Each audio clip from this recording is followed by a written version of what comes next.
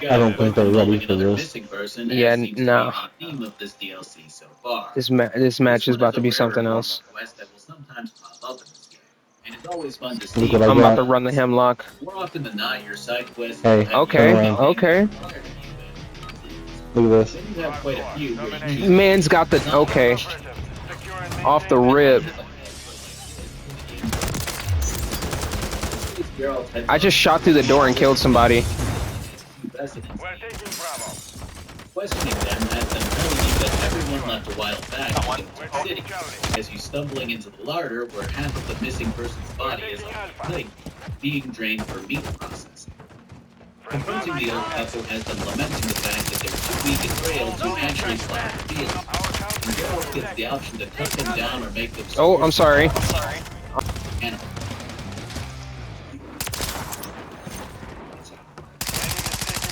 Reloading. Friendly cruisers on the board. Securing objective Charlie. It's a great little quest, but one that had me yearning for the devs to go a little further. To me. Yes, the fake out is neat and there would be nothing done, but you never get the opportunity to investigate it. I knew I should have turned around.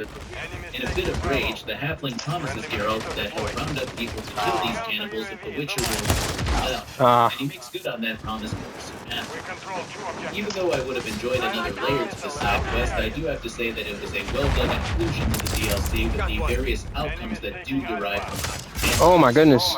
There really aren't a ton of This guy with the sword is killer. handful that have any sort of particularly interesting narrative, as Hearts of Stone was definitely the smaller of these two scenes. In fact, just from a loose count, Blood and Wine has 5 times the amount of secondary quests that Hearts of Stone has, coming in at a staggering 40 to 8. Plus, Blood and Wine has additional contracts, loads of scavenger hunt quests, and, well, an entirely new area. So for now, we have another easy horse race, a Nilfgaardian taxman who will stop you if you're carrying too much coin, and a place to dump said coin in a traveler from Ophir. That last one is the most interesting of the bunch, as it allows you to unlock access to rune words and flip words, aka those things from Diablo. I just saw a spear come out of nowhere. Runes in a specific order to create a unique effect. I've always loved that concept since I was a kid and wished that more games could do it. In this case, you've got an array of effects to choose from, of which I took the Severance. Oh my goodness. Fusion, all of which suit my playstyle best. I will say the amount of words is on the low end, but I still enjoyed this addition to the game, even if I could have benefited from it sooner. Alright, back to the main stuff. So this whole thing revolves around an old fairy tale involving the prince who was cursed and turned into a toad. The maiden to attempt to kiss him in order to transform him back keep dying horribly. So it seems to just be your average toad monster, if that's something that's average. Speeding along the sewers as it's running into someone place until now. Regardless, killing the toad prince is a bit of a tougher fight due to its Not today, buddy. It's about as good as a big monster fight can get in this game as slicing open the toad's belly, the toxins from It happens. not. If you're like me, the fleeting encounter with this man was completely pushed out of my memory banks. But he insists that we met at the beginning of the game, when he had a light-hearted conversation with a very impatient Geralt, who was still pursuing Yennefer at the time. Back then, he seems to briefly introduce the idea of who he is, with Geralt not giving enough of a shit to actually have him expand on that introduction.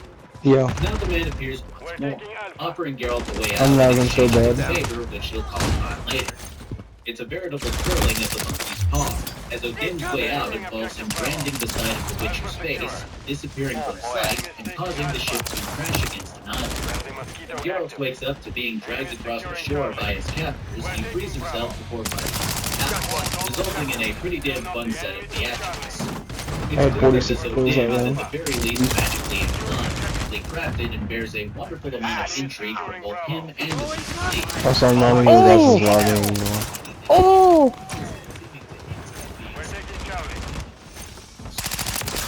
Got another. Olgierd tricked the two of them.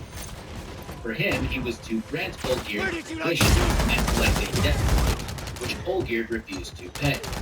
As for our Witcher, Odin insists that Von Everett knew the Toad Prince's true nature, something which would have gotten Geralt killed. Rendezvousing with Olgierd paints a full picture, as Geralt finds himself in the midst of a spat between two different types of monsters. A house which the Redanian Free Company had forcibly taken over. that was comedy. Switching mags. To be breaking their chivalry. A distraught woman whose No, what I just did to this guy was comedy. I'm clipping that real quick. Behind you. I killed Scheiße. That was close. We're securing 2 objectives.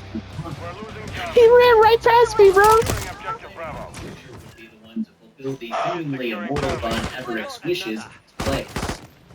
It's hard to get a read on him here, as his actions tend to portray a type of madness, but his words seem sound. He doesn't appear to be out of his mind, stating bluntly that being immortal has caused him He got me. highs, only to feel more and more hollow as the highs begin to wear off with experience. With the breaking of the statue, the burning of the house, the execution of this man, and the disregard for being stabbed all seem to betray a unique sense of discontent and boredom brewing within the leader of the company.